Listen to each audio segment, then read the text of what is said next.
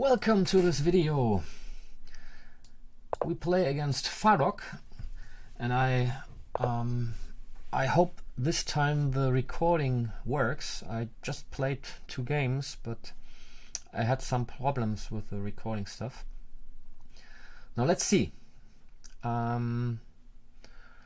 have a 7 minutes game, plus 5 seconds, so it's enough time to, I think, to give a decent comment and not rush too quickly through the game. So my opponent now attacks the pawn on e5, and I will defend the pawn, and at the same time I also develop a piece.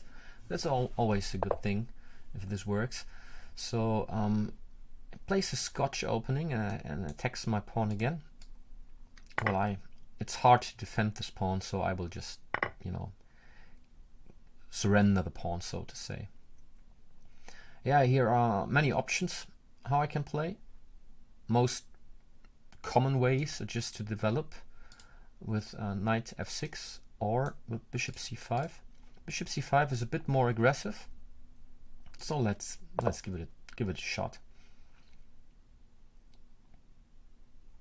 It's also eyeing f2, so in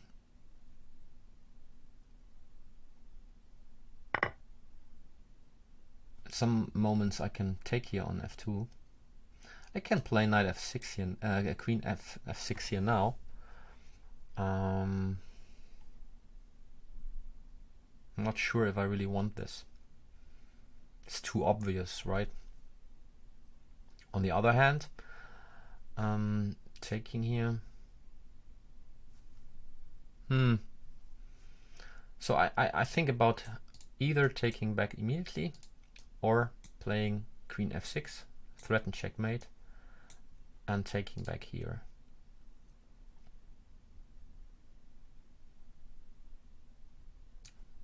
Okay, let's try it. Can't move back because the bishop is also I mean, there's a lot of going on d4 then, but it's not enough. If he moves the knight, he will just lose a knight.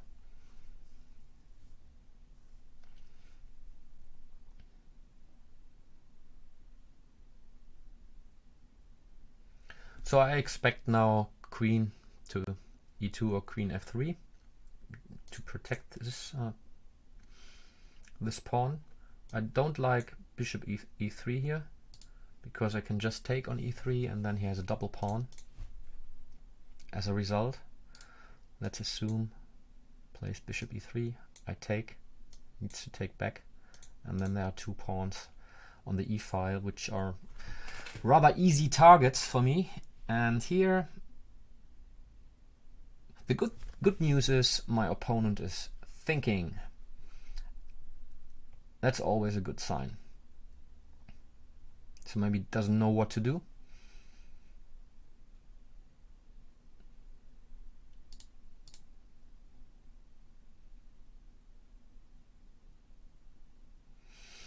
Yeah, I mean, he needs to protect f2.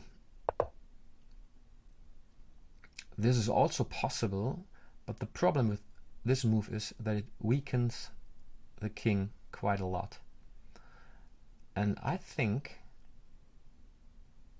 normally I want to take back with the queen, but in this case I want to keep the queen here on f6, put pressure on b2, and maybe I'm able to move queen h4 in the right moment. Let's take back with the b pawn instead.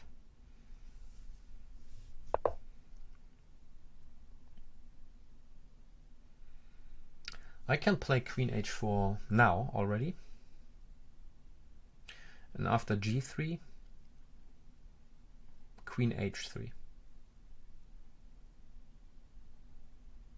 Another option is queen d4, threatening mate, but you can play simply queen e2.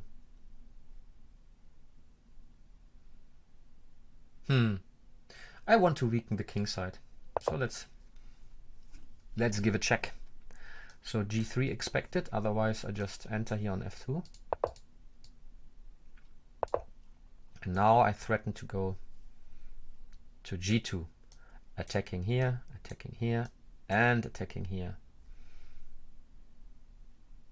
So I guess queen e2 would be a good move.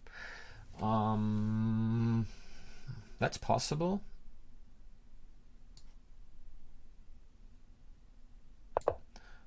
I like now that the queen is on the e file, so I can play d5. And as you can see, by maneuvering my queen a little bit here, I managed to weaken the kingside position.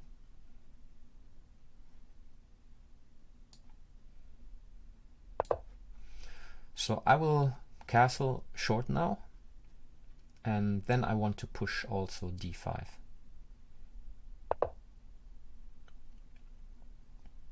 He can't castle short anyways, because the bishop is protecting or attacking g1. So I don't waste any time here, I just castle.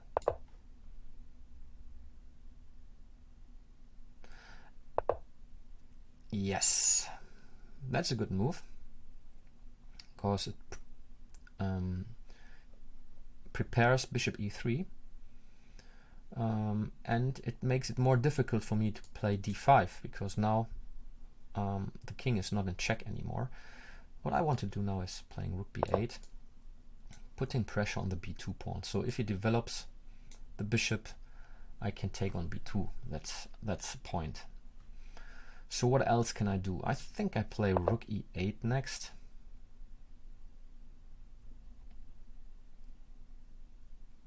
Again, good move.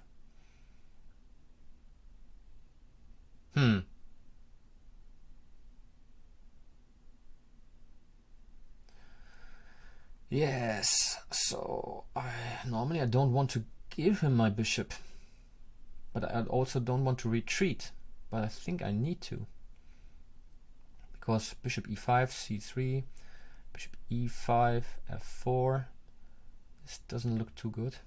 So I think I just need to be a little bit like a coward and retreat here. But now the knight is also protecting b2. He might consider to play bishop e3, but the king is not safe on either side of the board, I think, because here a lot of pawns have already moved, and if he castles long, the b file is open.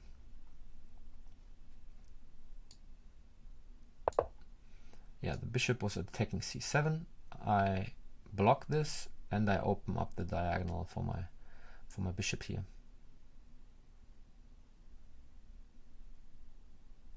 Can't castle long now because the pawn on a2 would be hanging. I don't know if this is such a good move, because I have now by playing e4, he gives me the square d5 for my pieces. Now I attack the bishop on f4.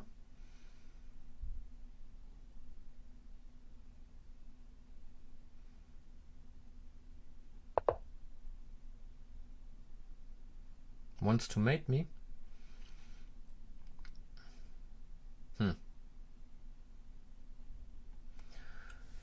If I play f5, takes on f6, and then I take on e4, takes,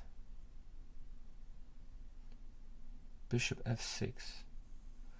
Let's think about it. I play f5 to block the mate. He takes en passant. I need to take this check. Oh, he can take back with the pawn. Okay, let's play g6 in this case.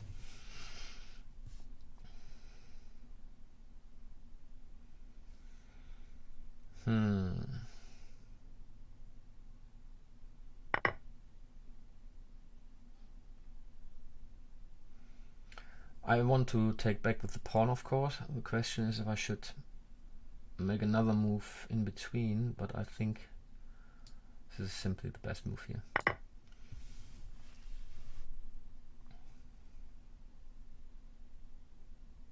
I have some lead in development.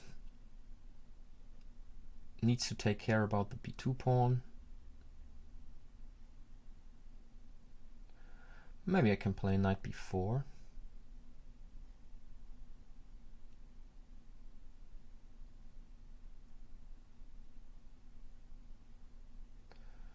Rook b4 would also be an idea. Attacking both pieces, he needs to exchange. And then I take back with the pawn. And then I have a double attack. Well, it's not a double attack, but a multiple attack here on f4. I think he might play bishop h6 quickly here. But here is the same. The pawn on f3 is weak also, so let's take this way. And this looks excellent. I mean, what does he want to do now? The bishop is under attack. If he moves the bishop, I win the pawn on f3. And if he doesn't move the bishop, I will just take here on f4. And then I have rook f4 afterwards. Attacking also the bishop, the knight here. Yeah, but this is simply too slow in my opinion. I just take. And now I can take here, because if he takes here, let's see. No, this doesn't work. So I play d5 before, right? I kick the bishop away and then I take on f4. Looks simple. The simplest way to play. And then I can take on f4 and I attack the knight and the pawn on f3. So now I'm a pawn up and I will win another pawn as well. If he plays knight c3, I think I might even play rook b1, b2.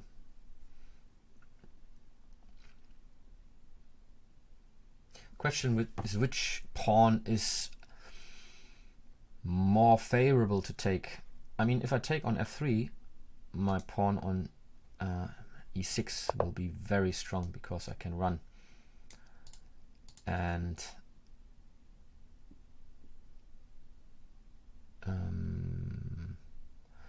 on the other hand,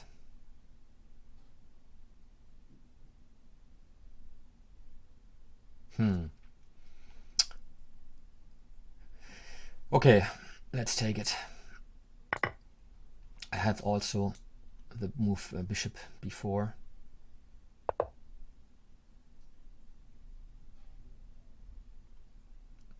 Now let's push the pawn because I want to move my bishop to d6. Okay. I think I just retreat.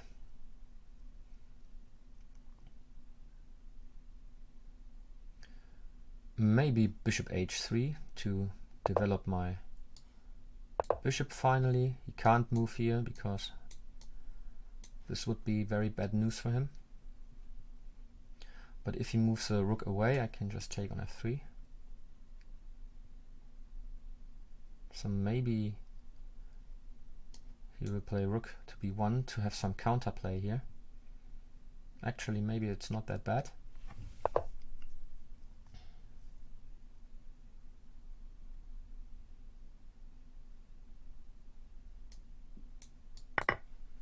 Let's take. Because in the end I'm threatening a mate on f1.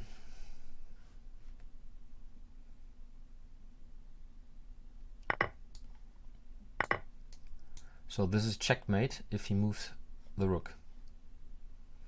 So he can give a check. I will just go to f7. I will push e4. I mean, he can never take here on a7 in this position because I have a check and can pick up the rook. This bishop is in great danger. After e4 there's no square, although he can play knight here, but I have this nice move then. Yeah, possible, but again e4.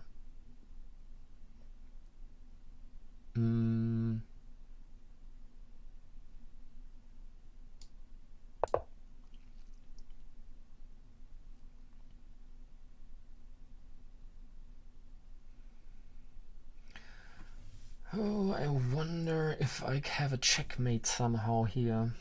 Bishop e2, bishop c5, king h1, rook f2. It's not a checkmate though, but I have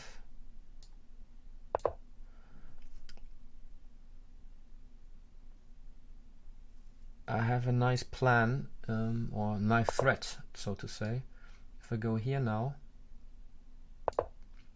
I threaten to check him. He needs to go here, and then I have this move with the check, and I win another piece.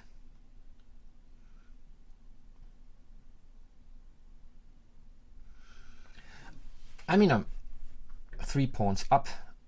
This pawn is very strong. I can promote this pawn possibly.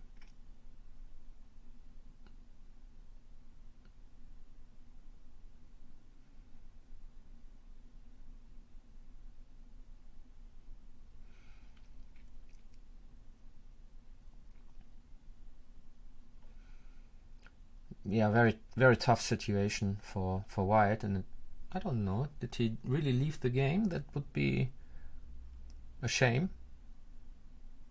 Yeah, maybe. I mean, the position is helpless, but normally you play to the end, and it might be the case that he lost connection. Yeah, so he's back, so maybe his connection was not so good, and good to see him back. Yeah, I'm not sure if he played. I think it's the best move, so to say, for White is to give up now. So to press the resign button. Here I can win the piece.